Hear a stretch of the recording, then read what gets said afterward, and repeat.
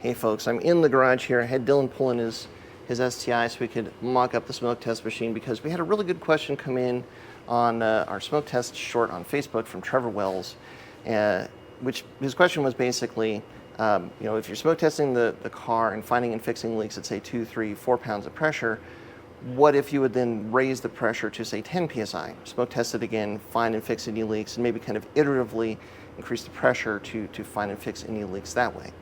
It's a great question, and there was a couple other people that made suggestions of, like, if you're running 20 pounds of boost, why wouldn't you smoke test the car at 20 psi of pressure to make sure that you're going to find and fix any leaks that you might see under running in those conditions? Great questions, and I wanted to make a video to answer them because hopefully then more people can see it and be helped by the answer. So the first thing to think of is, okay, let's say you're smoke testing your car, you've taken off your intake and you put in the fitting that's going to send pressurized air and smoke into the intake path of the car, intercooler and all those sorts of things at, let's say, 20 pounds of pressure.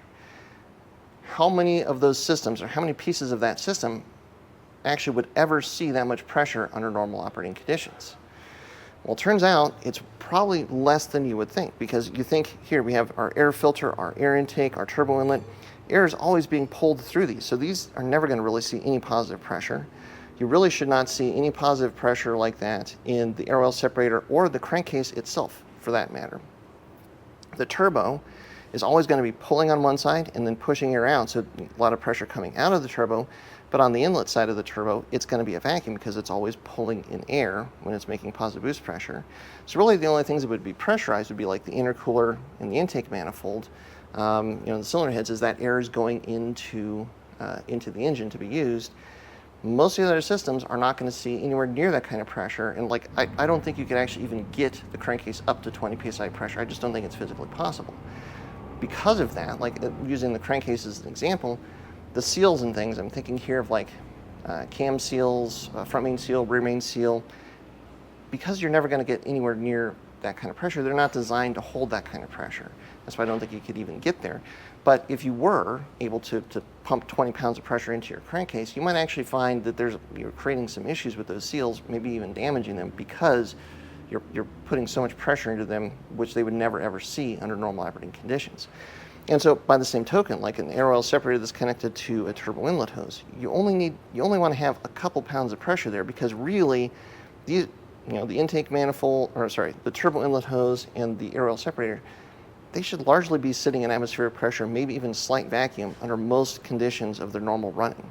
So you have to really be careful when you're using a smoke test and pressurizing it, especially if you have like a street series air oil separator, things that are connected to the turbo inlet.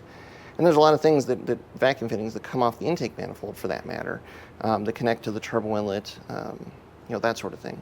So you've got to be careful when you're doing this test of okay, well, how valid is this test to show me, the results under normal conditions of the car? You really, if you want to pressure test something to 20 pounds of boost, like your intercooler, say, you really want to isolate it. In fact, maybe even take it off, plug one side, just pressurize one side, and just test the intercooler core itself up to that 20 pounds of pressure to make sure that it's holding pressure. Like if you have a front-mounted intercooler, block one side, block the side of the throttle body, apply pressure from the inlet side.